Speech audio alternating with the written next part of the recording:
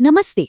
आज बात करते हैं एक ऐसी सभ्यता की जिसने दुनिया को वेद दिए, उपनिषद दिए और एक ऐसी जीवन पद्धति दी जो आज भी हमारी संस्कृति का आधार है। पर ये सब शुरू कहाँ से हुआ? कौन थे वो लोग जिन्होंने इस महान युग की नींव रखी? चलिए आज की इस पड़ताल में सीधे उसी दौर में चलते हैं। देखिए, इस पूरी कहानी के केंद्र में एक ही सवाल है जो आज भी इतिहासकारों को सोचने पर मजबूर करता है। ये आर्य कौन थे जिनका जिक्र इतिहास की किताबों में बार बार आता है? यही वो रहस्य है जिसकी परतों को हम एक एक करके खोलने की कोशिश करेंगे। अच्छा, तो इस कहानी को समझने के लिए हमें थोड़ा सा टाइम में पीछे चलना होगा। सोचिए, लगभग 10,500 ईसा पूर्व में महान सिंधु घाटी सभ्यता अपने पतन की ओर थी। उसके बाद इतिहास में एक सन्नाटा छा जाता है, एक खालीपन, और फिर इसी खालीपन से एक नई सुबह होती है जिसे हम कहते हैं वैदिक युग। तो हम बात कर रहे हैं वैदिक काल की, मतलब 1500 ईसा पूर्व से लेकर 600 ईसा पूर्व तक, पूरे 900 साल। एक बहुत लंबा समय है ना? इसी लंबे दौर में भारत की संस्कृति और समाज को वो रूप मिला जिसका असर आज तक दिखाई देता है। तो आगे बढ़ने से पहले एक सबसे जरूरी बात साफ कर लेते हैं। ये जो आर्य शब्द है, इसका असल मतलब क्या है? इसका मतलब है श्रेष्ठ, कुलीन या ज्ञानी। स्रोत सामग्री बताती है कि ये कोई नस्ल या जाति नहीं थी, बल्कि ये एक गुण था, एक पहचान थी। इस फर्क को समझना बहुत जरूरी है। तो कैसी थी इन लोगों की दुनिया? देखिए, वो संस्कृत का एक शुरुआती रूप बोलते थे। उनका सारा ज्ञान लिखा हुआ नहीं था, बल्कि गुरु से शिष्य तक जबानी तौर पर पहुंचता था।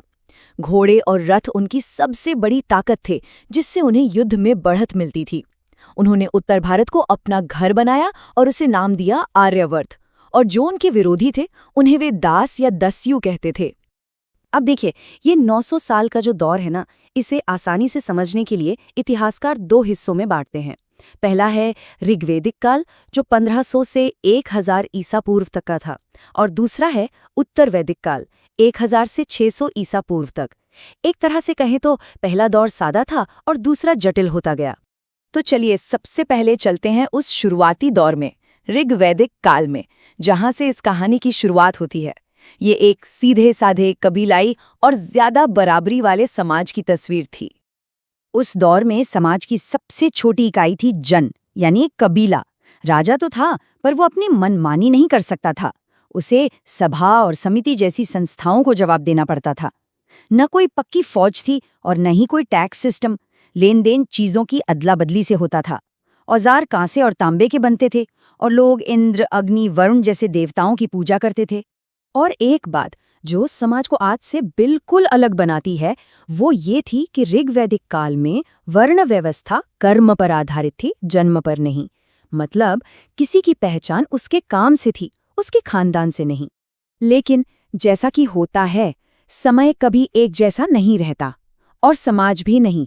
अब हम आ रहे हैं उत्तर वैदिक काल में, और यहाँ से चीजें बहुत तेजी से बदलने वाली थी। जो समाज पहले सरल था, अब वो जटिल होता जा रहा था। सबसे बड़ा फर्क कहाँ आया? पावर स्ट्रक्चर में। देखिए, ऋग्वैदिक काल में थे कबीले, जिन्हें जन कहते थे, और राजा एक रक्षक जैसा था। लेकिन उत्तर वैदिक काल तक आते आते ये छोटे छोटे कबीले मिलकर बन गए बड़े बड़े राज्य, जिन्हें जनपद कहा गया। अब राजा सिर्फ एक रक्षक नहीं, बल्कि शासक बन गया, जिसके पास अपनी फौज भी थी और टैक्स वसूलने का सिस्टम भी। और समाज में तो शायद इससे भी बड़ा बदलाव आया। वो वर्ण व्यवस्था जो पहले काम पर यानी कर्म पर आधारित थी, अब वो जन्म पर आधारित एक पक्की जाति व्यवस्था बनने लगी। काम अब खानदानी होने लगे, और इसी दौर में गोत्र व्यवस्था भी सामने आई। एक और बदलाव जो बहुत बहुत अहम है, वो है महिलाओं की स्थिति। ऋग्वैदिक काल को देखें तो गार्गी और लोपामुद्रा जैसी विद्वान महिलाएं थीं, जिन्हें पढ़ने लिखने, बहस करने और यज्ञों में हिस्सा लेने का हक था।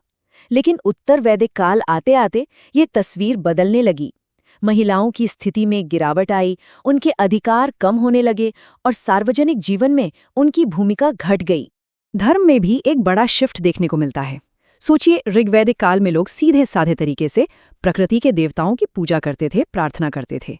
लेकिन बाद में उत्तर वैदिक काल में ये पूजा पाठ बहुत ज्यादा जटिल हो गया। बड़े बड़े और खर्चीले यज्ञ होने लगे। और ये कर्मकांड इतने मुश्किल थे कि उन्हें कराने के लिए पुरोहित वर्ग यानी ब्राह्मणों की भूमिका बहुत अहम हो गई। तो इतना सब कुछ बदला, समाज, राजनीति, धर्म, सब कुछ। चलिए अब वापस घूमकर चलते हैं अपने सबसे बड़े सवाल पर, जो आज भी एक रहस्य है।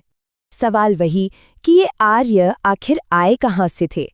ये एक ऐसी पहेली है जिस पर इतिहासकार आज तक एक राय नहीं बना पाए हैं और इस पर कई अलग अलग थ्योरीज मिलती हैं। इस पर ना कई अलग अलग थ्योरीज हैं।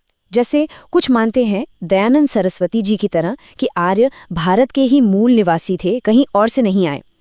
फिर एक थ्योरी बाल गंगाधर तिलक की है, जिनका मानना था कि वो आर्कटिक से आए थे। और एक जो सबसे ज्यादा मानी जाने वाली थ्योरी है वो कहती है कि वे मध्य एशिया के घास के मैदानों से भारत आए थे। तो सच क्या है? सच ये है कि हमारे पास किसी भी थ्योरी को 100% सही साबित करने के लिए कोई ठोस सबूत नहीं है। इतिहासकार यही कहते हैं। मतलब ये सवाल आज भी हमारे सामने खुला हुआ है। तो उनकी उत्पत्ति का रहस्य तो रहस्य ही है। लेकिन एक चीज है जो रहस्य नहीं है, और वो है इस पूरे युग की विरासत। एक ऐसी विरासत जो आज भी जिंदा है। इस युग ने हमें क्या क्या दिया, सोचिए जरा। वेद, जो आज भी ज्ञान और दर्शन का भंडार हैं। संस्कृत, जिससे हमारी कितनी ही भाषाएं निकली हैं। रामायण और महाभारत जैसे महाकाव्य, और वो सामाजिक और राजनीतिक नींव जिस पर आगे चलकर मौर्य और गुप्त जैसे बड़े बड़े साम्राज्य खड़े हुए। पूरे 900 साल। ये बस एक नंबर नहीं है। ये वो लंबा समय है जिसमें भारत की पहचान बनी, उसकी आत्मा ने एक आकार लिया। इसी दौर ने आने वाली हजारों सालों की दिशा तय कर दी। तो अंत में आर्यों की उत्पत्ति का ये रहस्य आज भी अनसुलझा है। पर सोचने वाली बात ये है कि एक सवाल पर इतनी अलग अलग राय क्यों है? शायद इतिहास की यही खूबी है कि वो हमें जवाबों से ज्यादा सोचने के लिए सवाल देता है।